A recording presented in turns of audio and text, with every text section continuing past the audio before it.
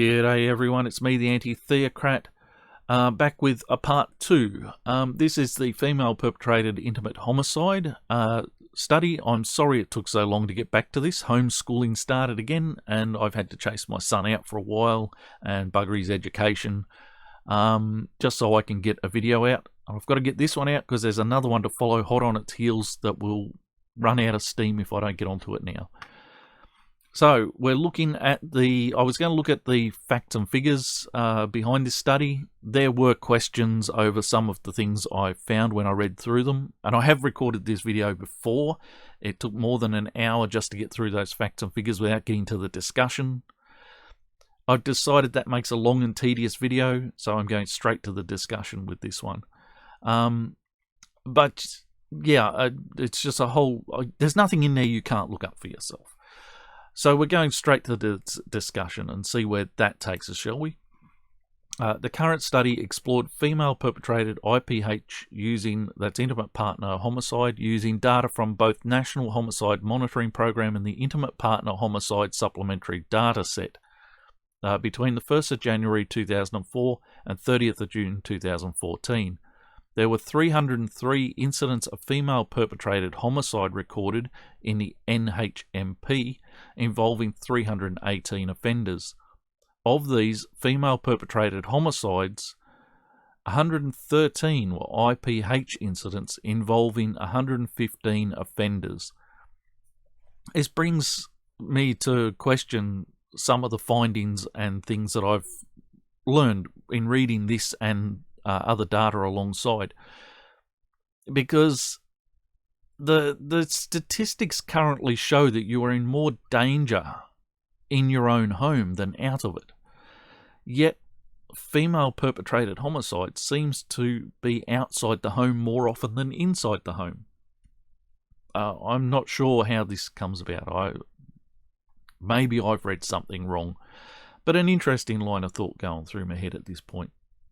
In line with the previous research, female IPH offenders were typically aged 35 to 49 in a long-term relationship, married or de facto, where they lived with their partner.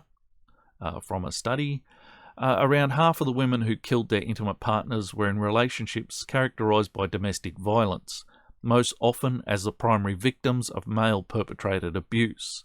Now, see, in the facts and figures, this was questionable. I had a lot of questions about how this was recorded and by who it was recorded. This document itself says it leaned on violence against women material that was out there, but also as the simultaneous perpetrators and victims of reciprocal violence.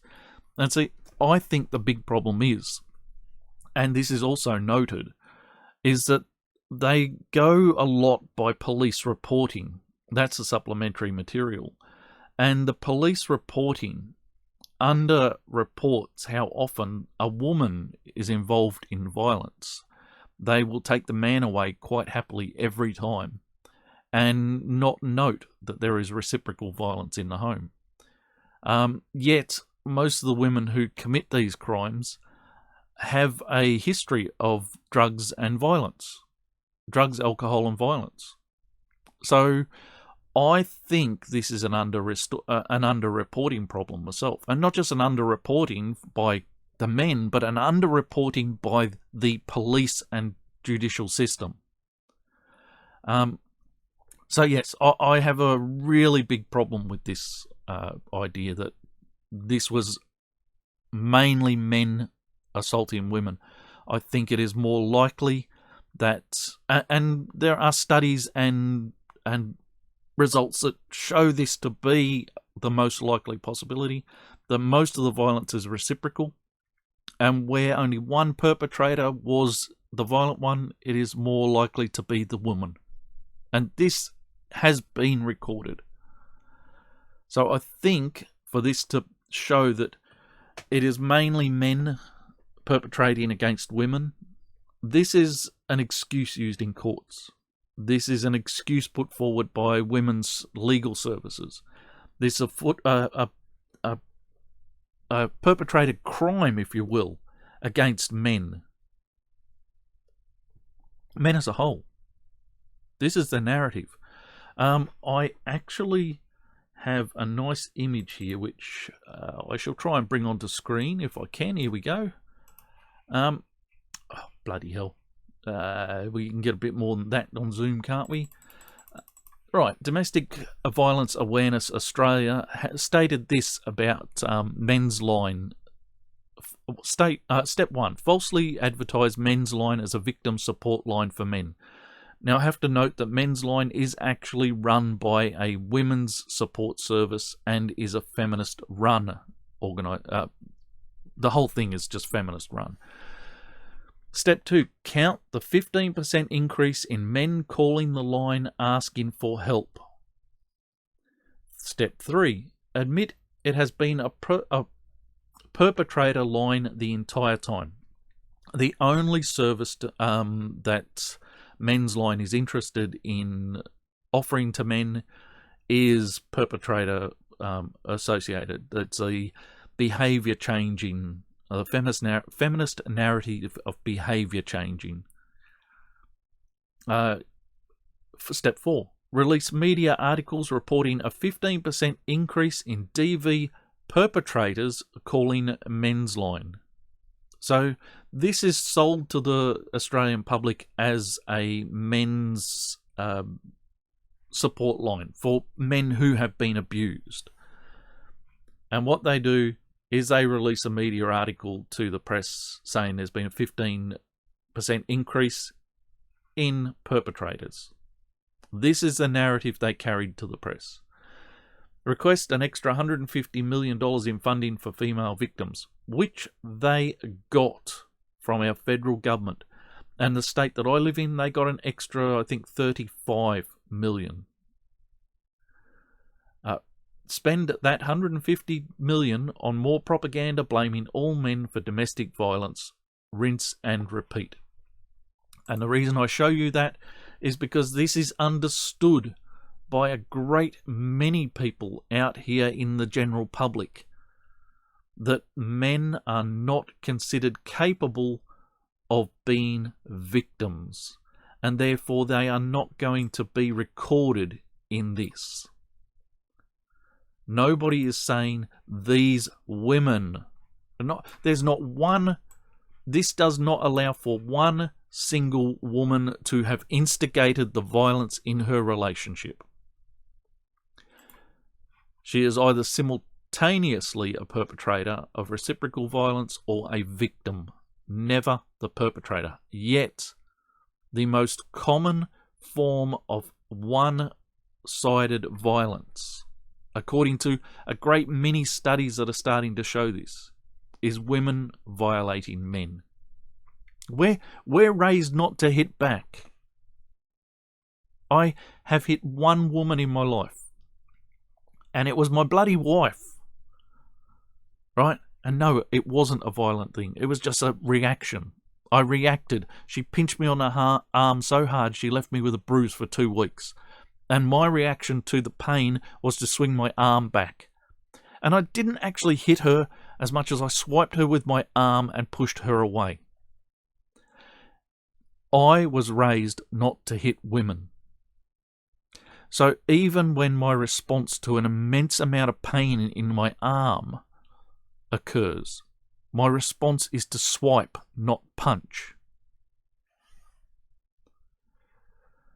And I know she was just playing games, but it left a bruise for 2 weeks. It was a good one. But this is wrong. This is just wrong. It leaves no room for these women being the perpetrators. And even this study says that these women often have a record of drugs, alcohol, and violence. A notable proportion of women killed their intimate partners in a single spontaneous episode of violence followed by some conflict with the victim. And I call bullshit on that one on the same terms I call it on the first statement. The IPHSD showed that 52% of women killed their partners spontaneously following a conflict, and in over 50% of incidents, the male partner physically or sexually assaulted the female partner immediately prior to her killing him. And I'm still calling bullshit, because this doesn't fit with other things we know. This fits with the narrative the feminists want us to believe. This fits what goes through the legal services. This fits with the way the police prosecute and the way they undergo arresting people, where they favour the women over the men time and time again. I have said this before.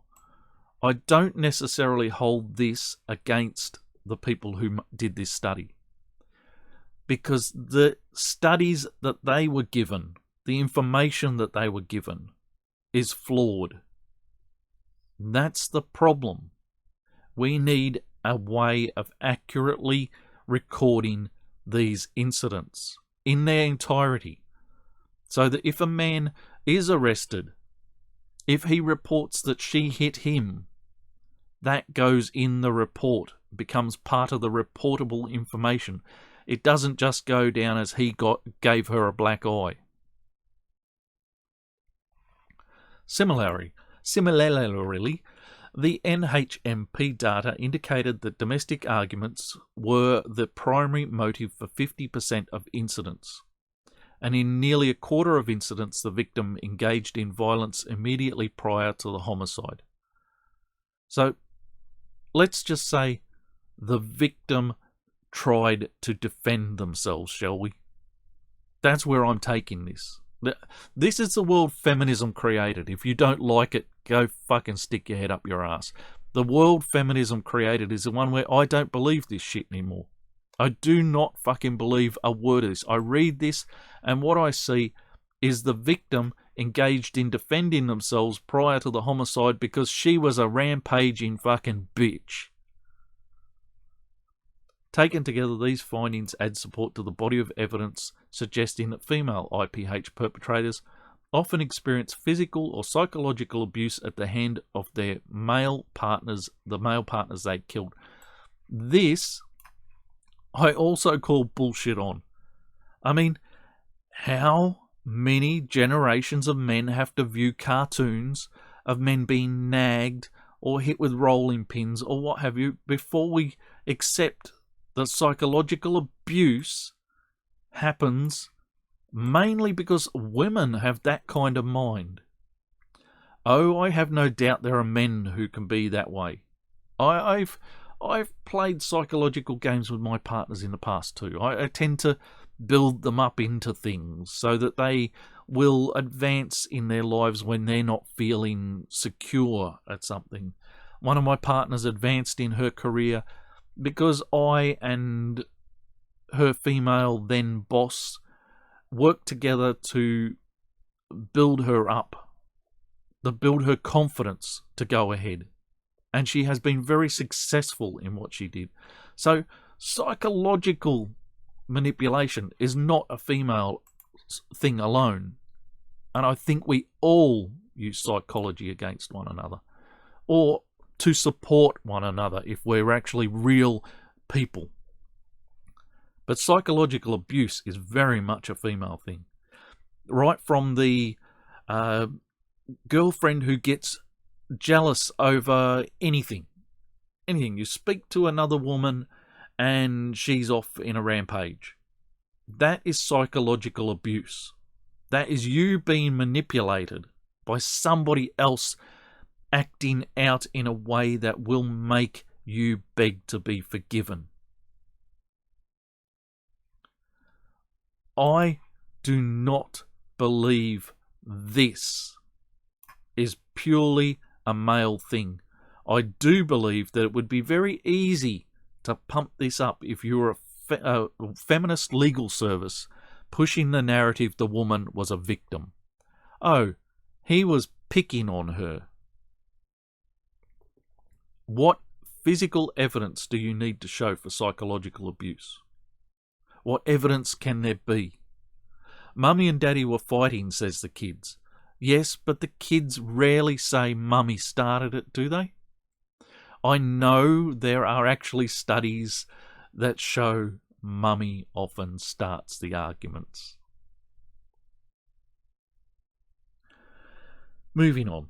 The finding was that there was no evidence of domestic violence victimisation for half of the women who killed their intimate partners, speaking to the diversity of female IPH offenders and highlights the importance of considering other offender characteristics, historical circumstances, situational factors, other excuses. That is. Written this way, that's what that says. So maybe I do blame these people for this document, because this reads as half of the women who killed people had absolutely no reason of violence or victimization before having done so. So we have to look at the other excuses. That's how that reads. I'm sorry, we never give credit to his nasty upbringing, his being raped by his mother, his being raped by the priest. We never bring up any of that shit, because we now consider them to be adults, and we consider them to be able to take responsibility for their own actions. This is excuse finding. Okay, for a study, maybe we need to go there, but the way this is written, it sounds like excuse making. I would bet that most of the men who are in these situations grew up in violent households. As Erin Pizzey stated when she was founding the shelters movement, it is generational. Mothers can pass it on to their children as well as fathers can. Violence is generational. In line with previous research, both female IPH perpetrators and their male victims tended to be unemployed and have substance misuse issues. So we're talking about socioeconomic factors more than, this violence thing that's washed over here. The telling factors seem to be socioeconomics. The findings that 42% of offenders had mental health issues at the time of the homicide somewhat contradicts several study findings that having a history of mental health issues is not correlated with female IPH perpetration. This may be because of the IPHSD is based on the non-representative sample and captures data on whether there was evidence that the offender had any current or historical mental health issues, regardless of whether this contributed to the offence. Like I said, and men? No? Nobody? Nobody's thinking and men? Alternatively, it is possible that female perpetrated IPV is related more to certain personality. Responsibility is probably dead correct. Personality disorders than mental illness. Well, it could be argued that there's not a great deal of difference between those things. For example, characteristics of borderline personality disorder. Mental illness. That is a fucking mental illness. Don't try and play it down. Include impulsive behaviours, extreme emotional swings, explosive. Yes, we know it creates absolute bitches. Supporting this theory, another study found that neither female nor male perpetrators of IPH seem to be particularly characterised by mental health issues. But female perpetrators are more likely to have been diagnosed with a personality disorder compared to their male counterparts. And this might be a problem with diagnosis, or the lack of reporting again. In any case, how is this not a mental health issue? This seems like offering up an easy out to people who have mental issues. It really does.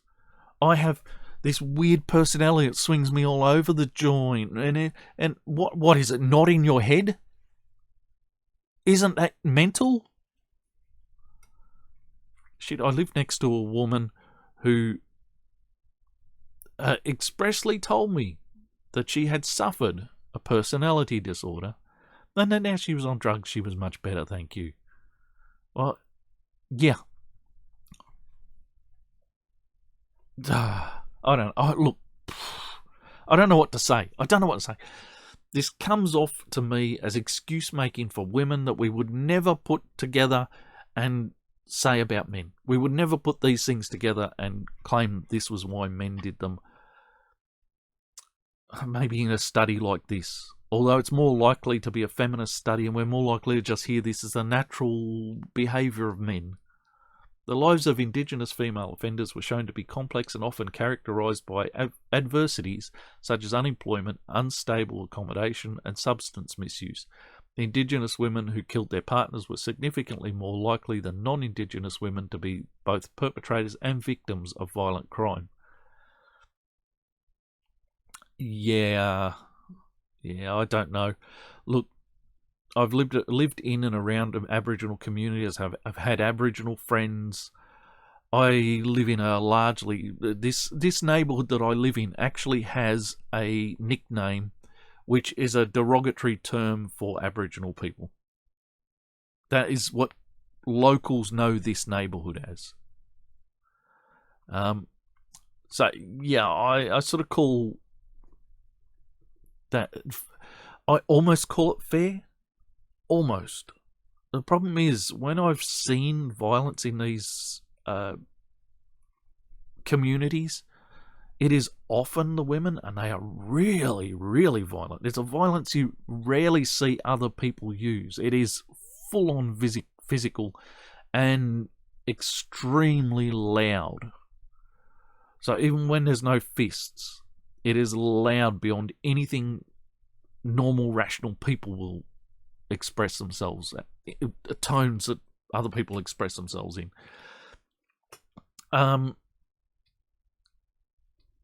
But quite often, and I'm not saying that there are not bad men. I'm never saying that, okay? Regardless how you hear me coming off, I'm never saying there's bad men. We know there are. This is not up for question. But when it comes to Indigenous communities, quite often the guys will drink themselves into a stupor. They're in no condition to fight anyone or to start a fight. And I have seen this time and time again. But when he gets home, she's drunk. But she's not that drunk. She's drunk enough to start a fight. She's drunk enough to beat him up. And he, in his stupor, is barely able to defend himself. He's that drunk. I have seen a lot of these kind of co-drinking relationships amongst Aboriginal people. And I know there are probably men who are the aggressor, but the way I've seen it and noted it myself personally, it tends to be that the men drink themselves into a condition where they are not fighting. It is actually amongst Aboriginal communities that there is one notable difference in the services to women from the rest of the country. In a Northern Territory Aboriginal community, I don't know if they still offer it, but there was a behaviour changing program for women. One in the entire country. Now, with the feminists running the system, and with their declarations that only men can be violent, it says quite a bit about the behaviour of Indigenous women, that there was a behaviour changing, which is a program for men to become more feminised and less violent. There is one of these programs, or was one of these programs, for Aboriginal women. I'm just putting that out there. I'm going to get off that one. There is relatively even split between premeditated and spontaneous female perpetrated IPH incidents in the IPHSD data.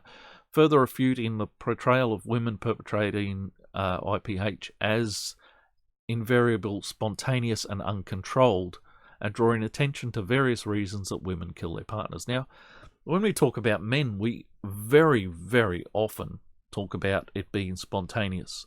Crimes of passion is how we've described them. And for years and years, we've described women killing men or their children as crimes of passion. Well, this shits on that idea. Because half of it's pretty much split between, which means pretty much down the middle, that these are premeditated crimes. And it fits nicely with the female mindset. You might say it's because the men are bigger and they don't want to get, but why? Why would you premeditate murder? I mean, premeditating leaving the house and getting the fuck out of there by putting a few dollars aside and getting the kids packed. But this is premeditated murder. In approximately a quarter of incidents, Indigenous offenders and victims made initial contact with in a public place and engaged in social situations involving the consumption of alcohol. This, again, is just common behaviour in Indigenous areas. I could say a lot more about Indigenous housing and welfare dependence and so forth, and why we've created this situation. Also the walkabout nature and all the rest of that. But fuck it, mainly it's just getting pissed in public and then getting into a brawl. This would often entail, white, black, otherwise, I don't give a fuck. You're getting pissed in public and having brawls. That's what you're doing. I don't think much of you, really. This would often entail the victim and offender socialising and drinking with various friends. This is back to the Indigenous. I'm not really going to dig into this. Yes, they get together and they get on the terps. Non-Indigenous offenders were more likely than Indigenous women to be financially motivated. In most incidents, initial contact between the victim and offender occurred in their shared residence, without other adults present. Homicide perpetrated by non-Indigenous women was significantly less likely to involve alcohol consumption by either the offender or the victim. So, all that crap about the men earlier, about men being the offenders in these cases, if he wasn't drinking and these were meetings in their own residence, I don't know how that reflects on that. I've got a feeling not well by either the offender or the victim, and would usually occur in the initial location where the offender and victim came into contact, rather than involving movement across multiple locations. So it just means she went up to him and knocked him on the nut in their home.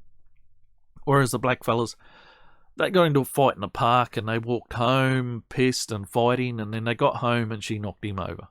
It's not really that difference, except alcohol was involved more often amongst the Indigenous.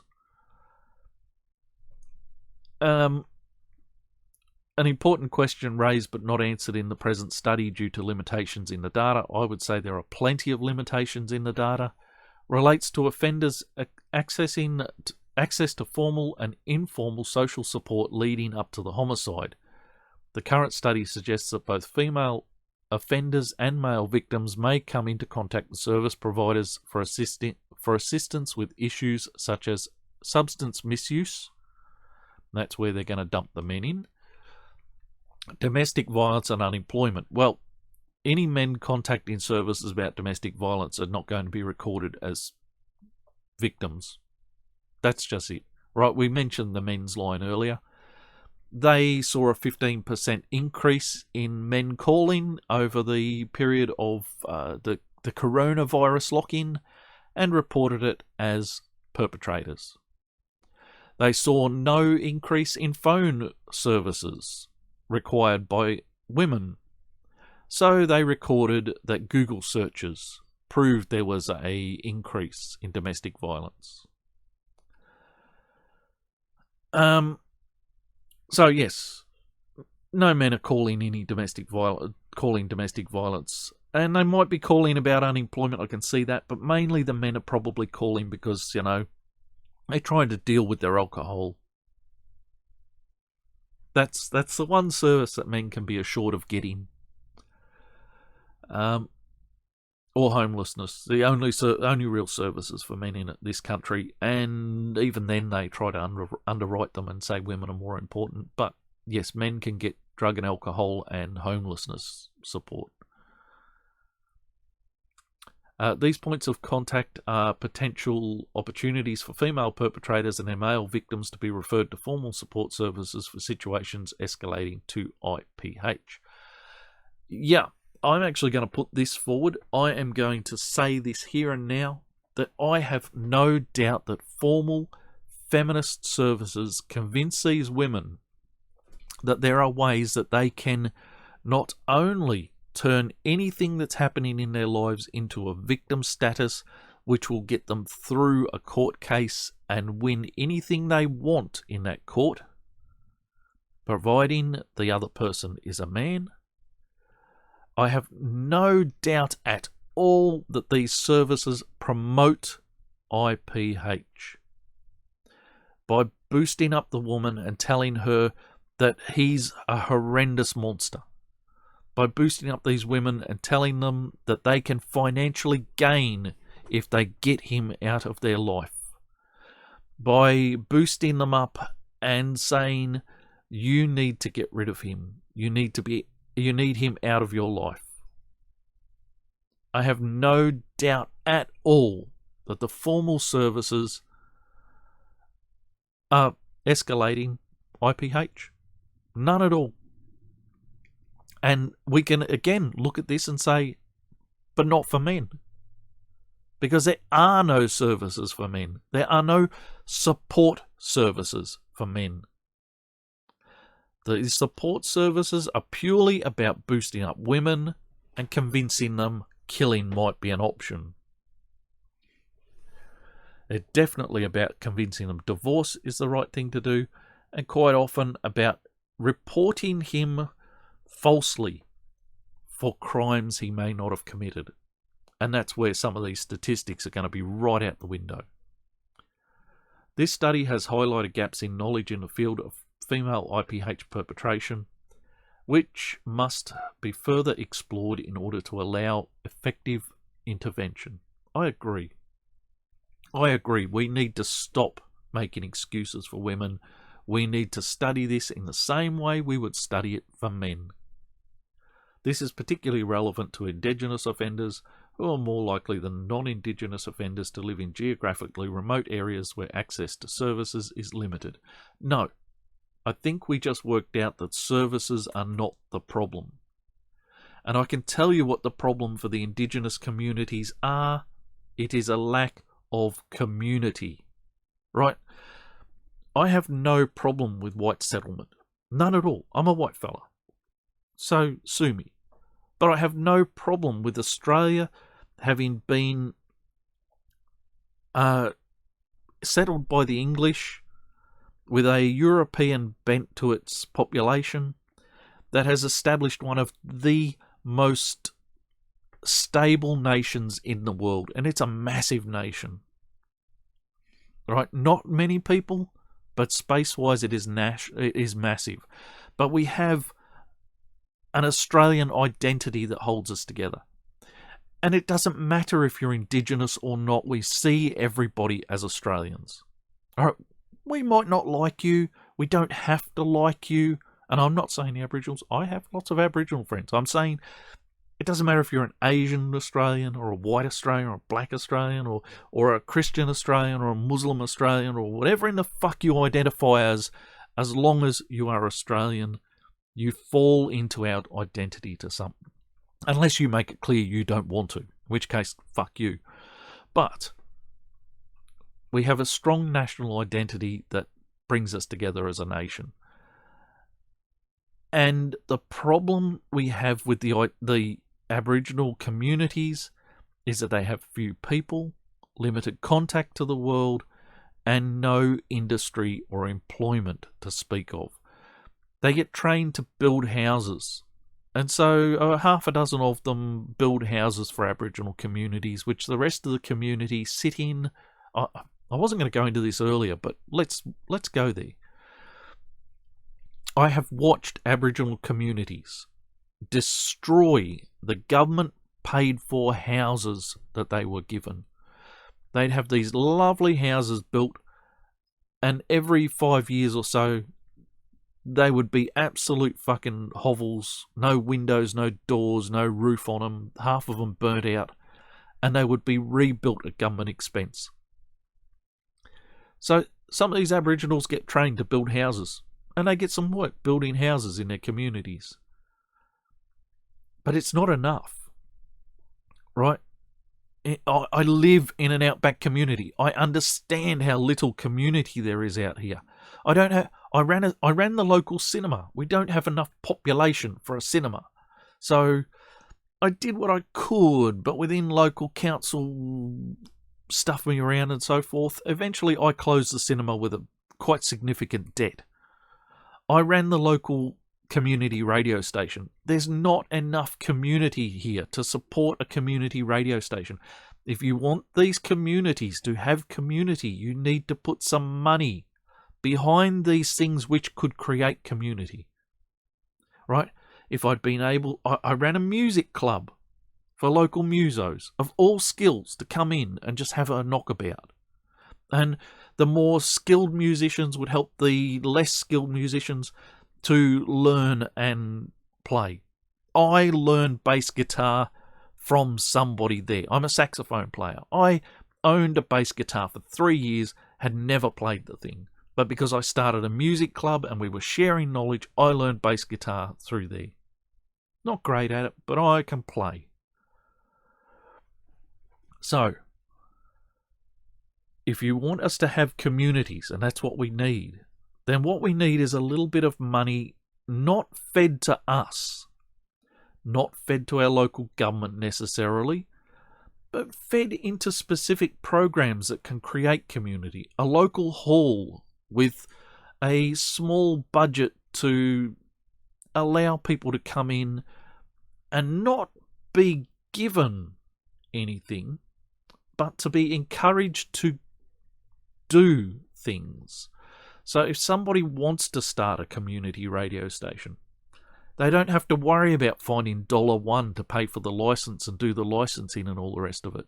Especially in these Aboriginal communities. Sometimes there's a lack of education for filling in the forms that might... Well, I applied for every license our radio station had. They were all in my name as the applicant. These forms take a little bit of work to get through. I myself got support from other people to get through these forms in the initial days of doing this. So what you need is somebody willing to lend a hand but not do the work, to encourage other people to do the work and give them something to do. And when they've got something up and running, they, as part of the community, will bring other people to it. And you can help by whoever it is that's your support organisation, your local hall or whatever it is that supports these people in these endeavours. Have a little bit of money to promote the programs that the people in the community are doing for themselves. Community isn't just about pouring money in. It is about involvement. And that's the problem we have, that nobody seems to want to address or really find a way to deal with in Indigenous communities. So, I'm just going to say it now. When these studies talk about Indigenous communities, they give me the shits. Because I have lived in remote communities. I live in one currently. And I have an idea what is missing and what we're not getting. And I'll be fucked if anyone seems to want to know. But yes, we have special range of problems associated with fucking boredom. Fucking boredom. There's nothing to do out here. You work, you drink, you go home and fight. This is life in remote communities, because we don't have anything else to do. Yeah, you can go to the gym. Yeah, you could go down the youth club. We've got one here. Other communities don't have this much. But what's going on down there? I can walk in that door any day and there's nothing there for me. And now if they were running a radio station, I could go in. I use a radio station as my example because I think it is one of the best things any community could get behind.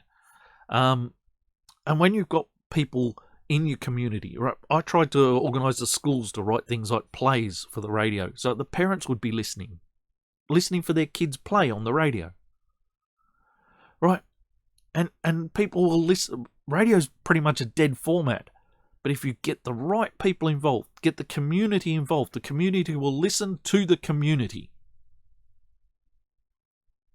I'm going off this topic because fuck it. I'm sick to death of seeing how, but Indigenous communities are so much worse off. Yes, well, there's a reason for that. And it's not because they're Indigenous. Just for the record, it's not because they're Indigenous. Strengths and limitations. The NHMP includes every female perpetrated homicide recorded by police nationally from 1989 to 90 and represents Australia's only national system with the capacity to monitor homicide rates and facilitate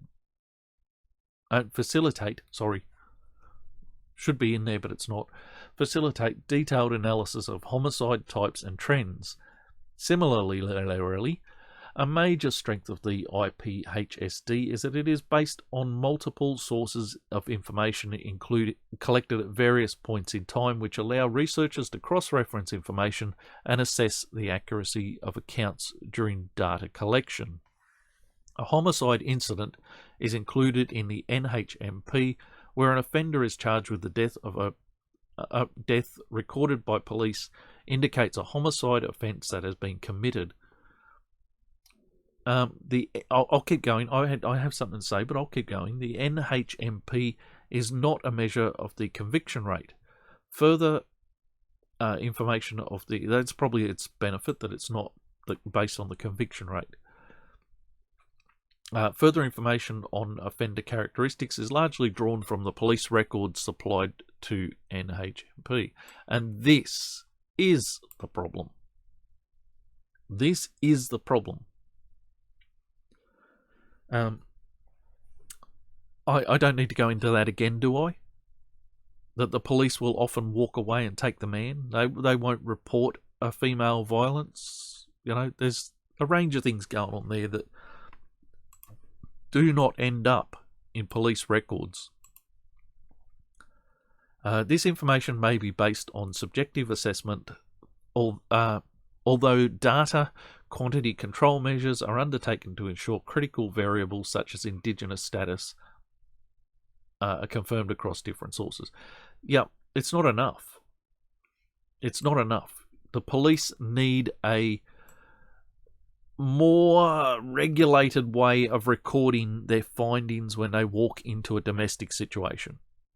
They need to take more notice of who's saying what, whether the neighbours say, you know, one person or the other seems to be the primary instigator. You know, this would be handy information for the police to know if they want to stop these things happening. The information may be based on subjective assessment. See, this is the problem. A limitation of the IPHSD is a small sample size for certain variables due to difficulties obtaining sufficient detailed police reports, coronial files, or court documents.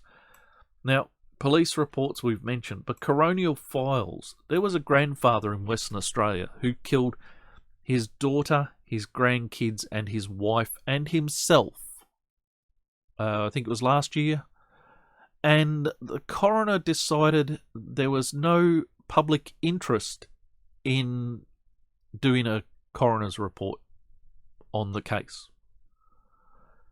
So this makes this just as much a place where you're going to get incorrect information. You're not going to get the right information. I don't know why this guy was driven to into this situation, and I imagine it happens with women too, where we're just not learning why they end up in these situations because the coroner decided that he didn't need to know more. Essentially, if there's no insurance to claim, if there's no disputes or anything else, then the coroner decides not worth it. Okay, case law documents represent a rich source of information on offenders, victims, and factors leading up to a homicide. Except you are never going to get the story from the victim, are you? Just saying that. But could be sourced for only 33 incidents. Most of the 79 coronial files examined lacked sufficient details about the offender's characteristics and history to be included, so the coroner didn't do their job. While police reports are available for 103 incidents, police prioritise collecting and recording information that is most relevant to the investigation process, meaning that broader contextual information was much less detailed than the information about what had happened immediately before and during the homicide. Right, this says there is no community policing anymore. The police are not interested in what's happening in the community or helping the community along. What the police are only interested in is collecting evidence for prosecution. That's it. That's what that tells me. And because of that, they don't care whether he instigated the violence in the home or she did. And if her solicitor says that he did, then she gets a lighter sentence, gets away, and the police have never recorded anything to the contrary. So, yeah. Findings related to the IPHSD variables, particularly where data are into small cell sizes, therefore treated with caution. Further investigation with larger samples and more detailed data would reduce the amount of missing data and increase the number of variables that could be analysed. I agree. There's a lot missing. Right up. Next page. All right. I'm going to skip to the conclusion, it seems, and then call it quits. This video's been quite long enough already. The conclusion. This initial exploration of female perpetrated intimate partner homicide is the most comprehensive of any such Australian study to date, which is a shame because it wasn't as comprehensive as maybe it could have been. That this is the most comprehensive one to date says there's a lot of work not being done, or that hasn't been done. And it's probably not being done because the feminists run all the studies. They get all the money for doing all the studies. $150 million into domestic violence. Who do you think's got the money to do studies? The findings are consistent with those of prior research, suggesting that female perpetrated IPH often occurs in the context of violent relationships. Yes. Women may plan premeditated homicides for a range of reasons. See, this shits on that last sentence. Because we know that half of these cases are premeditated, and for money, especially amongst non-Indigenous women, money is a larger part of the thing. So violence is not that big a factor. This is something you were given by the feminists in your figures. And it's not entirely true. There are things missing, and you put this in your conclusion. Women may plan premeditated homicides for a range of reasons or commit spontaneous homicides in reaction to negative emotions during domestic conflicts. Well, that's nice for them, isn't it? Women who kill their partners often have backgrounds of criminal activity, unemployment, and substance misuse. Now, you've managed to put all of this together without managing to say that women often killed men premeditated for a financial gain. That it has nothing to do with violence, it has nothing to do with criminal activity or unemployment or substance misuse. One of the primary reasons you mentioned earlier and in other parts of this document was a financial gain. But you left it out. Many of these issues are amplified for Indigenous women who are more likely than their non-Indigenous counterparts to be unemployed, to have a criminal history involving violence and offences. This female unemployment in non-Indigenous Indigenous communities, this is not entirely without cause. They have Indigenous communities have a stronger grip still on traditional roles, and so the men are expected to go and work and support the women. I don't think we can just throw this in as, oh, but they're unemployed. The choice is to be unemployed to some degree. And see, I don't put all of the growth in community down to the government. I think a community grows also when there is more involvement from people in the community. And that doesn't just mean involvement as in hands-on. It also means financial involvement. So a working woman is more likely to be financially involved in her community, supporting her community financially. So it's a bit of a crossroads of difficulties there. I don't think we can just say these women were unemployed. There's too much going on there that's not being mentioned when that's said. Least of which is the female choice to not work and to allow a man to support you. To have a criminal history involving violent offences, to misuse alcohol, and to be in a relationship with an unemployed man. Again, that's the remote communities for you. Future studies should address offenders' access and engagement to formal support services, and it is not known if these services currently provided to these women are reducing the likelihood they will perpetrate violence towards intimate partners. I would even put forward, and I have already during this video, the fact that it is very likely these services promote violence and homicide because they are pumping these women full of victim narrative. You are the victim of this man. What you have to do is escape this man. This man is bringing you down. He's making your life worse. You did nothing wrong. He is to blame for everything. And when you've had your head filled with that, then one of the outcomes will be you might be tempted to kill him. Nevertheless, this explorative study has built a solid foundation for future analysis of female perpetrated intimate partner homicide in Australia.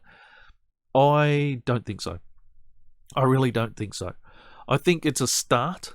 I think there's a hell of a fucking long way to go, but I do not think this is a solid foundation.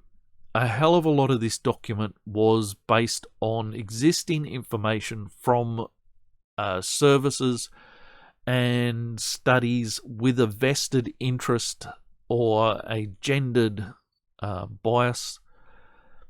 And I don't think that this study provides the foundation that is truly needed, which is a neutral foundation, looking at everything on a level platform. Anyway, I'm going to leave it at that. The next video should be more fun.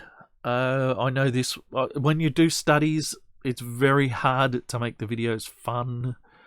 But someone's got to read the studies, someone's got to look through them, someone's got to give you an idea of what's going on in them. I doubt a lot of people are picking up these studies and reading through them. So, I will make videos about them when I do. The ones I think are worth making videos about anyway.